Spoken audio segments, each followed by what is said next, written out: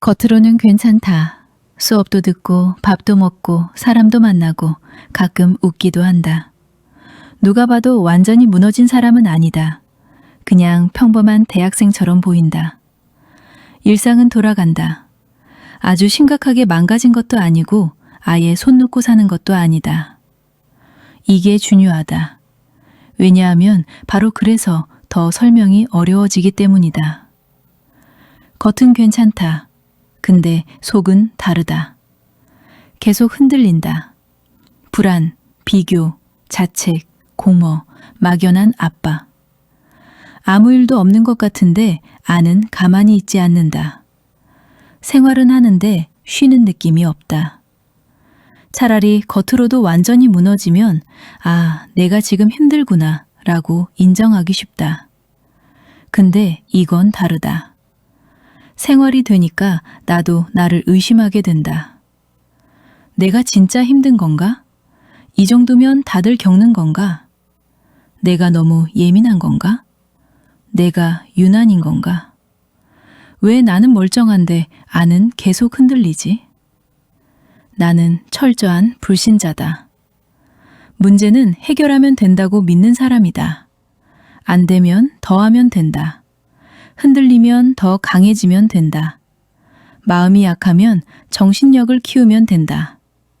이게 내가 살아온 방식이다. 고등학교 때까지는 이 방식이 꽤 잘 통했다.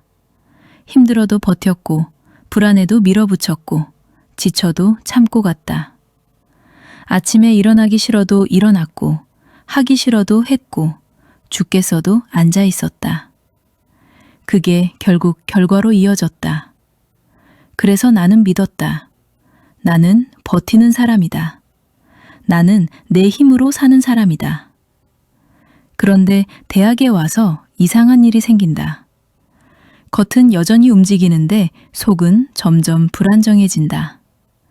고등학교 때는 겉과 속이 어느 정도 같이 갔다. 힘들어도 목표가 분명했다. 수능, 내신, 대학. 외부 구조가 강했고 방향이 명확했고 내가 왜 참고 버텨야 하는지도 선명했다. 속이 흔들려도 겉이 끌고 갔다. 근데 대학은 다르다. 대학은 겉과 속이 분리되기 시작한다. 겉은 계속 생활한다. 학교는 간다. 사람도 만난다. 그런데 속에서는 다른 일이 동시에 돌아간다. 비교가 돈다.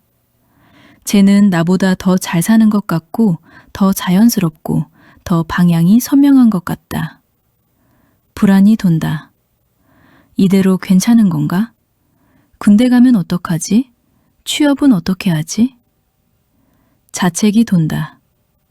나는 왜 이 정도밖에 안 되지? 왜 계속 애매하지? 왜 나는 겉으론 멀쩡한데 안에서는 계속 흔들리지? 문제는 이게 한 번으로 끝나지 않는다는 점이다. 낮에 한 번 흔들리고 혼자 있을 때 또 흔들리고 조용해지면 또 흔들리고 비교하면 또 흔들리고 미래 생각하면 또 흔들린다.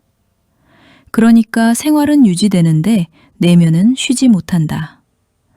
몸은 수업을 듣고 있는데 속에서는 다른 싸움이 돈다. 사람들과 웃고 있는데 속에서는 비교가 돈다. 방에 누워 있는데 속에서는 미래가 돈다. 이 상태가 길어지면 사람은 점점 자기 의지만 탓하게 된다. 왜 이렇게 약하지? 왜 이렇게 흔들리지? 왜 더 강해지지 못하지? 힘을 중시하는 남자일수록 이 자책이 더 심해질 수 있다. 왜냐하면 나는 원래 흔들리는 사람보다 버티는 사람이 되고 싶기 때문이다. 그런데 속이 계속 흔들리면 그 자체가 자존심을 건드린다. 왜 내가 이 정도도 못 잡지? 그래서 더 버틴다. 억누른다. 괜찮은 척한다. 아무렇지 않은 척한다. 그런데 문제는 사라지지 않는다. 왜냐하면 이건 의지 부족이 아니기 때문이다. 이건 겉과 속이 따로 움직이는 구조의 문제다. 겉은 계속 생활한다. 그래서 무너지지 않은 것처럼 보인다. 하지만 속에서는 계속 에너지가 새고 있다. 그래서 남들이 보기엔 멀쩡한데 본인은 점점 지친다. 큰 사건이 있는 것도 아니고 당장 쓰러지는 것도 아니고 겉으론 괜찮으니까 그냥 내가 약한 건가로 결론 내리기 쉽다. 하지만 아니다. 약해서가 아니다. 겉과 속이 분리된 채 속에서는 계속 비교, 불안, 자책, 공허가 순환하는 구조에 들어가 있기 때문이다. 이 구조를 이해하지 못하면 사람은 점점 더 깊이 내려간다.